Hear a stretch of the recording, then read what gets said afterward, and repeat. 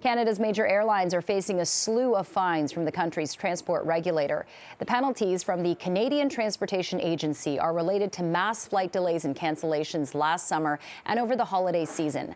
Sunwing received the largest fine, $126,000 for 36 violations, while Flair and WestJet raked in the most fines. Flair Airlines will have to pay about $67,000 for 184 violations, while WestJet was fined just over $120 for 177 violations. That's a lot of numbers. So to help us break this all down, and to talk more about this, we're joined live now by Gabor Lukacs, founder of Air Passenger Rights. Gabor, great to talk to you again.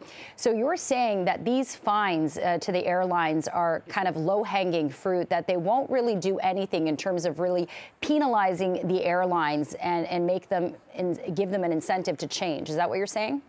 There's far bigger problems. Unfortunately, it appears that you have been misinformed. I already spoke to your staff at pre-interview. Many of these fines that you're referencing actually have nothing to do with what happened over the holiday season. It is only Sunwing's $126,000 that relates to that period. The other fines relate to a far larger period, and they are quite far from being a slew of fines. That's also a misstatement. We are talking about very small amounts in the airline industry, small change. When the revenues are measured in hundreds of millions of dollars, if not billions of dollars. The figures that are worth paying attention to is just taking the number of violations and the amount of fine and divide the amount of fine with number of violations, and we see very, very low amounts of per violation fines. The law permits the government to fine airlines up to $25,000 per violation, but we are typically seeing a few $100s of fine per violation, and that is troubling. I also said indeed that these are low-hanging fruits. That's correctly citing my view, because the real issues are happening with airlines not paying compensation to passengers. And most of this fine, except for one, to Flair, have been issued for simply not communicating, not telling passengers the flights were being delayed or canceled, not telling passengers the reason for the flight delay or cancellation, or the reason for refusing to pay them compensation, or just not responding to passengers' claims for compensation within 30 days. These are important rules, but they are not the real issues that people are facing, who, for example, are not being rebooked, not being paid compensation. And for those, pretty so little has been done.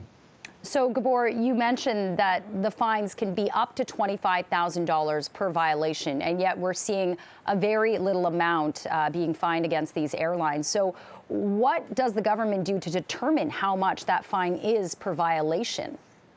There's lack of transparency about how those fines are being issued, what amounts are being issued. There are some kind of tables that they have on their website, but that's not actually found anywhere in the law. That's something that just somebody made up, and they are not even being followed very closely. Normally, for a first violation, perhaps they get a warning. Second violation, it would be some couple $100s. But again, we are talking about large-scale violations where hundreds of cases are being exposed, and there's no clear systematic way, no principled way for the government to issue those fines. Mathematically, there's a way to calculate how much the fine should be. You have to look at the amount at stake and multiply it by how rarely you catch an airline violating the rules. So if airline gets caught 1 out of 50, then you have to multiply by 50 the amount at stake, and that would just give you the break-even point of how much it would be for airlines to just break even by following the law. The real problem that we are facing in Canada, and has been for a long time, is that it is more profitable for airlines to break the law than actually comply with the law, with such laughable fines that have been issued. Okay, certainly lots more to follow up with on this story. Gabor Lukacs, founder of Air Passenger Rights.